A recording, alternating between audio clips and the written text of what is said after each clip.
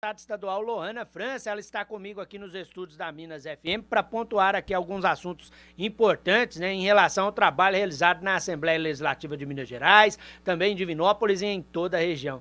Bom dia, deputada, seja bem-vinda. Bom dia, Flaviano, bom dia, Ian, bom dia a todos os ouvintes nessa audiência tão prestigiada para a gente começar a semana falando de coisas boas e importantes. É um prazer recebê-la aqui, sempre para pontuar e atualizar aqui algumas informações importantes, né, relacionadas ao mandato, né? Inclusive, eu queria até começar falando de um assunto extremamente importante, né, que foi a audiência pública realizada na Assembleia Legislativa de Minas Gerais recentemente, para discutir e refletir em torno da questão da concessão das ferrovias, né? Você fazendo uma defesa importante aqui do Centro-Oeste de Minas, da cidade de Divinópolis, enfim, esses municípios, né, que hoje têm, né, a ferrovia como uma grande ferramenta de geração de economia, né? Exatamente, Flaviano, mas subaproveitada, poderia ser ainda melhor. A gente está num momento muito importante que eu queria aproveitar para explicar para os ouvintes, porque é algo que às vezes está fora do que as pessoas conversam no dia a dia e por isso, eventualmente, elas não sabem do que está acontecendo. Os contratos de concessão dos trechos ferroviários de todo o país foram feitos há muitos anos atrás. Em Minas Gerais, as 3 principais concessões que nós temos para 3 grandes empresas foram feitas há cerca de 30 anos atrás. E a gente está num momento de renovação antecipada dessas concessões. Esse processo começou no governo do ex-presidente Bolsonaro, com a renovação de 2 das concessões, e agora está sendo estudada a renovação da terceira, que é justamente a que nos atinge, que é a da VLI. A gente está com uma renovação, 2 renovações que foram feitas que geram prejuízo aos cidadãos e que beneficiam as empresas no governo Bolsonaro, porque há o seguinte: a gente tem as concessões, para quem está ouvindo a gente, as concessões acontecem quando o poder concedente, que é o poder público, seja a prefeitura, seja o governo do estado, seja o governo federal, entrega para a gestão e para a iniciativa privada a obrigação de cuidar de algum serviço com algumas contrapartidas. Em Divinópolis, por exemplo, enquanto eu era vereadora, eu fiscalizei muito de perto a concessão da Transoeste e percebi e cobrei que a prefeitura tomasse providências como poder concedente, quem concede aquele serviço, que a Transoeste executasse o que estava no seu contrato, porque ela não estava executando. Por exemplo, a construção de mais de 200 pontos de espera de ônibus cobertos, e todo mundo tem um bairro, mora no bairro, conhece alguém que tem um ponto de ônibus que é só uma estaca fincada no chão. Então, as concessionárias têm obrigações. Quando há a concessão do trecho de ferrovia, as obrigações também existem. Elas podem envolver cuidar do patrimônio histórico relativo àquele trecho de ferrovia, podem envolver criar uma pequena linha de passageiros para melhorar o transporte. Inclusive, a gente tem essa situação na região metropolitana, mas aqui na nossa região, inclusive o ex-deputado Jair Martins fala sempre sobre isso, sobre a questão do trem turístico, que a gente poderia pegar Carmo da Mata, Oliveira, Divinópolis, Itapecerica, e poderia fomentar o turismo e a cultura da nossa região. Então, as concessões poderiam ser as mais variadas, Flaviano. E a gente percebe que essas 2 concessões não foram cumpridas, os critérios não foram cumpridos. E aí, as concessões foram renovadas sem nenhum tipo de penalização para essas empresas ou de nova exigência. Agora que a gente está tratando da concessão, da renovação da concessão da VLI, é importante que os interesses da nossa região sejam colocados em primeiro lugar. E para isso, os parlamentares da nossa região precisam levantar essa bandeira. A gente está aqui na presença do deputado Jaime e a gente sabe que ele sempre fez essa defesa e essa luta. E hoje, o que a gente percebe é que, apesar de nós termos um senador da República que poderia articular tudo isso junto à presidência e colocar os interesses de Minas Gerais em primeiro lugar, isso não está sendo feito. Houve uma audiência na Assembleia e eu fui a única parlamentar de Divinópolis presente e participando, estudando a fundo um assunto que eu não tenho aquele domínio tão profundo como tenho sobre educação, sobre cultura, sobre meio ambiente, para conseguir falar desse tema e conseguir defender os interesses da nossa região. A gente está acompanhando, junto à deputada Ione Pinheiro, que liderou esse processo na Assembleia, para garantir que a renovação da concessão da VLI tem que ter alguns critérios. Um que nos interessa muito é a manutenção dos trechos que já existem, para que a gente consiga fazer com que eles não sejam subutilizados e, no longo prazo, deixem de ser utilizados. A gente sabe que nos últimos anos houve uma inversão para o transporte ficar majoritariamente rodoviário no Brasil. Mas a gente ignora que grandes cargas, como as cargas de minério, as cargas de produtos agrícolas, poderiam ter um benefício muito grande, inclusive do ponto de vista do custo para o produtor, se elas fossem feitas sobre ferrovias. Então, é algo que a gente tem defendido, que a gente tem acompanhado de perto e que seria fundamental se na cadeira de senador da República o senador Cleitinho se envolvesse com esse tema. Inclusive, na audiência, você levantou alguns questionamentos importantes em relação à questão do volume de investimento que muitas vezes sai do estado de Minas Gerais, né? Mesmo Minas Gerais, a cidade de Divinópolis, o Centro-Oeste, por exemplo, sendo aí uma localidade importantíssima, né, para o agenciamento comercial da ferrovia. Flaviana, a situação é tão escandalosa que nas 2 renovações já feitas, Minas Gerais fica com cerca de 10% dos recursos, enquanto São Paulo e outros estados ficam com um percentual muito maior, o que é completamente injustificável, considerando que a maior malha ferroviária do país se concentra em Minas Gerais. Então não há o menor sentido. A única explicação lógica é dizer que os parlamentares dessas regiões, e aí eu digo especialmente do Centro-Oeste, que é onde eu atuo mais fortemente, a nossa região, não estão se envolvendo o suficiente para advogar por esse tema e pelos interesses das pessoas dessas regiões. Porque se houver um movimento desses parlamentares para conversar com o Ministério do Transporte, para poder falar sobre a importância de rever esses quantitativos que estão previstos, a gente consegue mudar esse número. A gente consegue trazer mais recursos de investimento para Minas. A concessão é perfeitamente legítima, é perfeitamente legal e é importante entender o setor privado como um parceiro dos grandes projetos para o desenvolvimento do país, do estado ou do município, seja na prestação do serviço mais corriqueiro e do cotidiano das pessoas, como é o transporte público, seja no transporte de grandes cargas que envolvem a balança comercial do país. O ponto é que a gente precisa fazer com que essas concessões aconteçam visando de fato o interesse da coletividade e garantindo que o retorno de investimentos vai fazer sentido dentro do tamanho da malha que existe em cada estado. Hoje, o que está previsto não considera isso. Então é preciso que os nossos parlamentares se movimentem. Eu estou fazendo a minha parte, mas a gente precisa de mais gente se movimentando para que a gente consiga ter uma vocalização maior dessa pauta e garantir que essa injustiça não vai à frente. E o momento de debater, né, qualquer construção diferente é agora, né, antes da finalização do projeto de concessão, né, inclusive de exigir também que o governo do estado faça seu papel de fiscalização, que em alguns momentos em relação à concessão é falho. Exatamente. A gente tem percebido que o poder concedente, e aí o governador pode ser o Zema, poderia ser o Pimentel, poderia ser o Anastasia, o poder concedente historicamente tem demonstrado muitas dificuldades em cobrar da concessionária que cumpra aquilo que foi acordado. Da mesma forma que em Divinópolis a gente consegue ver isso de forma muito palpável, porque o exemplo é muito simples. Bom, a Transoeste é uma concessionária do transporte público e a Lohana cobrou, enquanto vereadora, que a Transoeste não cumpria aquilo que ela se comprometeu no contrato de concessão anos atrás. O que era? O mais básico, construir ponto de ônibus coberto e com banquinho. Olha no seu bairro se não tem uma estaca fincada no chão, preta e branca, escrito ônibus. Todo mundo já imaginou, porque a gente sabe como que é. O prefeito, como representante do poder concedente, tem que cobrar. E o governador, como representante do interesse de Minas, tem que agir junto ao governo federal, que é quem fez a concessão, para exigir que esses critérios sejam atendidos. Que aquilo que essas concessionárias se comprometeram lá atrás, elas têm que cumprir agora. Não pode ser feita uma renovação automática sem que elas tenham cumprido o que elas se comprometeram. Então, o governo do estado, inclusive, foi muito criticado nessa audiência, Flaviano, pela sua omissão no trabalho de cobrar aquilo que é de direito dos mineiros.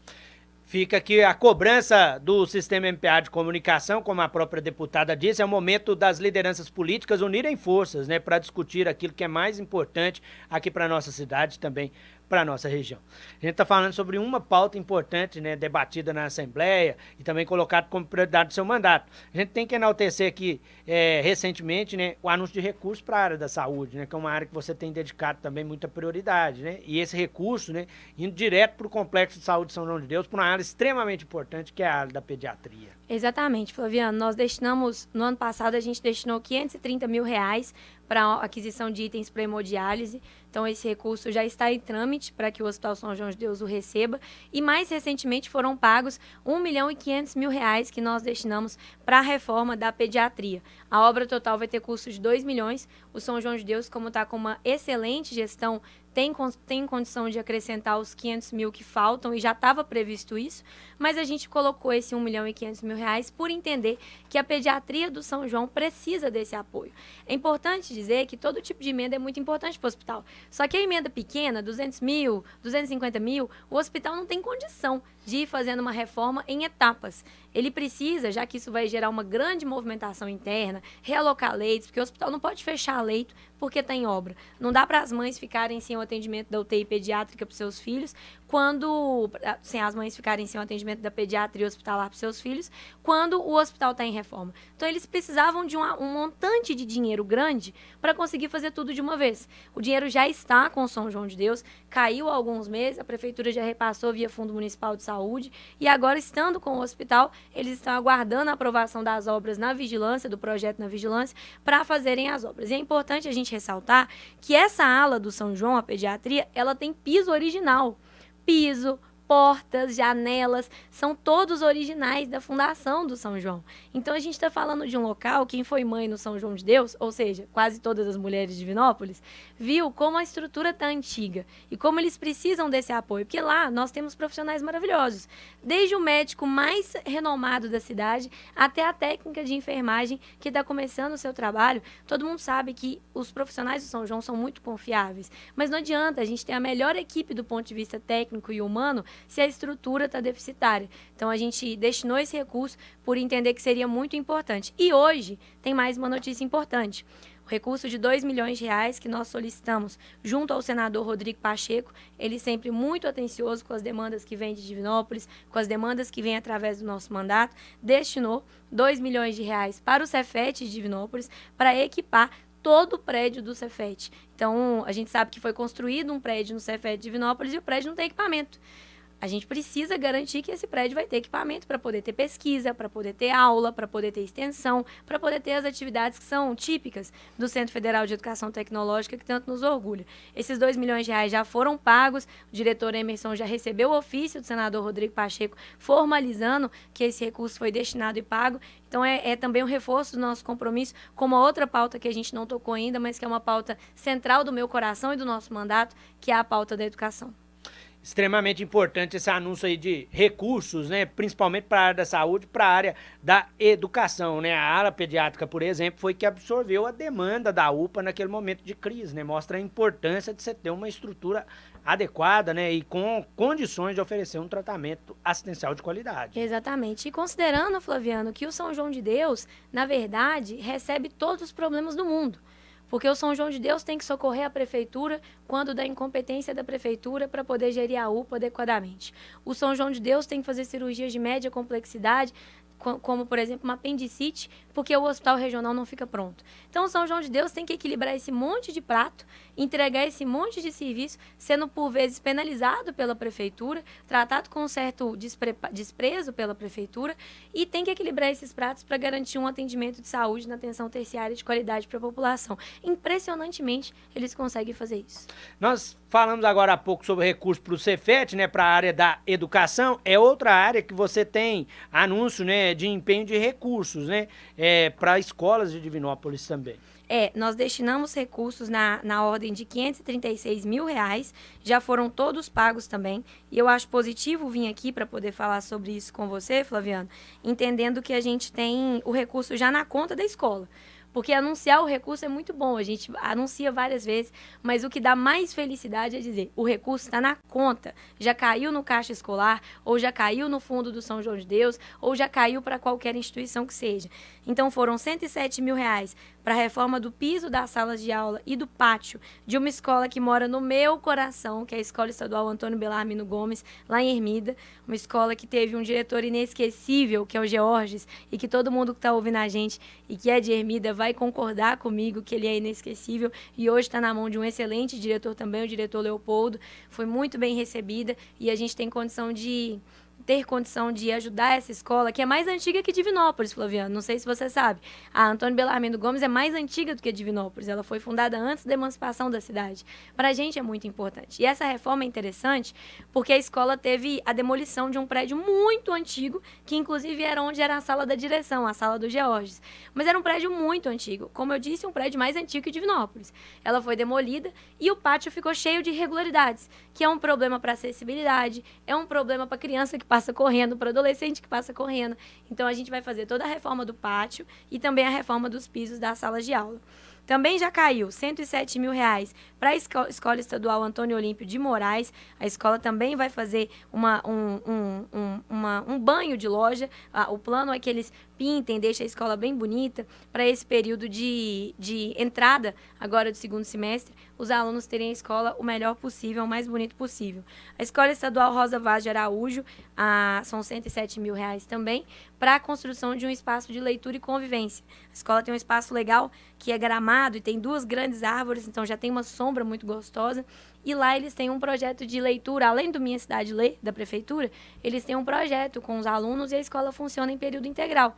E a grande dificuldade dessas escolas que abarcaram o período integral é ter o espaço para outras atividades fora de sala de aula. Porque o governo do estado colocou, por exemplo, disciplina de cinema, mas as escolas não têm uma sala para poder falar sobre cinema, sobre essas coisas. Então, a gente está destinando recurso para ser feito um espaço de leitura, um espaço de convivência, debaixo da copa dessas 2 grandes árvores, que vai ficar bem bonito e bem legal. Também destinamos R$107 mil para a reforma e manutenção na Escola Estadual Nossa Senhora do Sagrado Coração, próximo ao São João de Deus. Lá também vai ser uma reforma do pátio, uma bela de uma pintura. E lembrando que a Escola Sagrado Coração, da diretora Alessia, é uma escola que quase foi fechada recentemente. Não sei se você se recorda, Flaviano, mas houve uma grande movimentação do vereador Rodson e do nosso mandato também para impedir que isso acontecesse. Porque o que a Superintendência de Educação quer fazer, e a Secretaria de Estado de Educação tem feito, é uma municipalização forçada. Você lembra e deve ter contado para todos os ouvintes em 2022 que houve um processo do Gleidson tentar, atendendo aos interesses do governador, municipalizar alguns anos do ensino fundamental, trazer para a responsabilidade do município. Ora, um prefeito que não deu conta de resolver nem a educação infantil ainda, vai pegar menino do estado para poder ficar bem na fita com o governador? Em resumo, é isso. Então, eles tentaram fazer isso na Escola Estadual Nossa Senhora do Sagrado Coração e por essa articulação, tanto do vereador Rodson quanto do nosso mandato, a gente conseguiu impedir.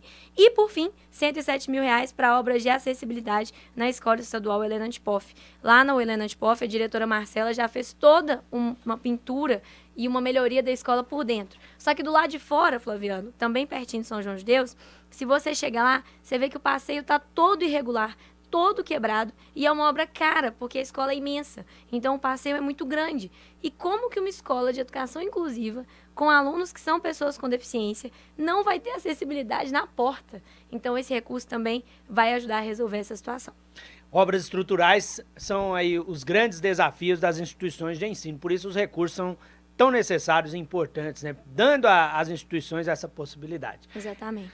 E é por isso que a deputada está aqui atualizando todas essas informações importantes, né? E trazendo aqui a oportunidade de apresentar contas também de todo o trabalho realizado na Assembleia Legislativa de Minas Gerais. Muito obrigado, deputada, pela presença, né? Sempre trazendo aqui informações importantes para os ouvintes e também para os telespectadores. Flaviano, sou eu que agradeço também. Eu queria reiterar aqui a importância da imprensa profissional, a importância que a gente tem dos portais de jornalismo profissionais trabalhando para poder trazer esclarecimentos e informações sobre o que acontece no poder público. A Sara, minha assessora de imprensa, me disse uma frase há uns tempos atrás que eu nunca vou esquecer, que o jornalismo tem a função de publicar tudo aquilo que às vezes não é de interesse de quem está no poder que seja publicado, mas todo o resto é assessoria de imprensa. E assessoria de imprensa é legítima, por isso mandatos tem, mas o jornalismo profissional precisa publicar aquilo que deve ser publicado, independente dos interesses colocados à mesa, quando envolve dinheiro público, quando envolve a gestão de uma cidade, a gestão de um estado. E eu queria te pedir licença para poder me solidarizar, como já me solidarizei com você outras vezes, pelos recentes ataques sofridos pelo Portal Gerais na pessoa da sua fundadora, a jornalista Amanda Quintiliano. O prefeito Gleidson ataca todos os portais de Divinópolis, né? Já atacou o portal MPA, já te atacou, já falou questões pessoais sobre o Divinews, sobre você, sobre vários outros grandes jornalistas da nossa cidade. E, recentemente, ele atacou a Amanda, porque a Amanda simplesmente fez uma matéria com uma informação que é pública sobre o salário do prefeito. Ora, o meu salário é público, pode se pesquisar. Então, o que a gente entende é que, ocupando um cargo público, as questões afeitas ao nosso trabalho, a imprensa tem todo o direito de escrutinar, e mais do que o direito, eu acredito que vocês têm o dever de nos escrutinar e vigiar de perto. Então, eu queria deixar aqui a minha solidariedade e dizer a todos para se lembrarem que onde não há imprensa livre, não há democracia. Então, a gente precisa manter o mais alto nível de respeito com os portais de imprensa, mesmo quando, eventualmente, eles publicam algo que a gente não goste tanto ou a gente não ache tão bom. Então, o direito de resposta está aí também. Se o político se sentir afetado, ele pode recorrer ao direito de resposta e obter o direito de resposta. Então, está tudo perfeitamente dentro da lei. Não tem nada de estranho acontecendo. Então, eu queria me solidarizar também com a Amanda por esse acontecimento. E, por último, Flaviano, a gente falou tanto de concessões aqui, eu queria deixar para as pessoas uma reflexão sobre a seriedade que envolve esses contratos que são assinados por prefeitos para 20, 30 anos. A discussão das últimas semanas é sobre a nova taxa de lixo, o aumento que a população vai ter que pagar com o consórcio da gestão do resíduo sólido. E o prefeito Gleidson precisa ter dimensão de que ele vai assinar um contrato que vai impactar Divinópolis por mais 30, 20, 25 anos. E aí, daqui a uns anos, pode ter algum candidato a vereador que vai ser candidato a vereador chutando uma placa com a cara do Gleidson e rasgando conta, dizendo que esse contrato é horrível e tal, não sei o quê, como o Cleitinho virou vereador falando da Copasa lá atrás. Todo nível de escrutínio que seja feito sobre esse contrato que está sendo fechado é legítimo e bem-vindo, porque se lá atrás a população tivesse sido feito isso com o contrato da Copasa, com o contrato da Transoeste, talvez a população não seria tão penalizada. A gente tem que pensar muito, estudar muito, discutir muito, analisar muito antes de assinar uma coisa dessas. Não é chamar de mentiroso qualquer um que te critica. Porque, afinal de contas, se o cálculo da tarifa vai ser feito baseado na conta de água e se a taxa de lixo vai continuar existindo porque o transporte do resíduo continua de responsabilidade de cada município, vai haver sim um aumento de pagamento por parte da população. Então, que o prefeito admita isso e venha aqui para a rádio ou para outros portais dialogar e defender por que ele entende que, mesmo pagando um pouco a mais, vai ser melhor a gestão do resíduo. Isso seria muito mais legítimo do que chamar todo mundo de mentiroso porque estão apontando um fato que está no papel do próprio consórcio. Então, eu queria deixar essa reflexão, porque eu não quero, Flaviano, que daqui 10 anos você esteja que está aqui no microfone falando para as pessoas do tanto que esse contrato foi mal feito, do tanto que esse contrato está prejudicando os divinopolitanos. E a oportunidade que a gente tem para evitar isso é escrutinando o que está sendo colocado à mesa. Essa a presença da deputada estadual Lohana França. Ainda hoje vou trazer mais detalhes, né, sobre essa situação aí da questão do aterro, né, até porque, né, a criação da taxa foi motivo da não aprovação do edital na audiência entre todos os municípios que compõem o consórcio, né, porque ela existe sim, é real, e aí, como estamos em período de pré-campanha e quase todos os prefeitos que compõem o consórcio são pré-candidatos à reeleição, a discussão em torno da taxa foi motivo da não aprovação do edital. Vou trazer essa informação ainda hoje. Muito obrigado, viu, deputada, pela presença. Obrigada, Flaviano. A gente está junto. Eu estou sempre à disposição e muito feliz de estar aqui com vocês. Eu que agradeço a presença da deputada.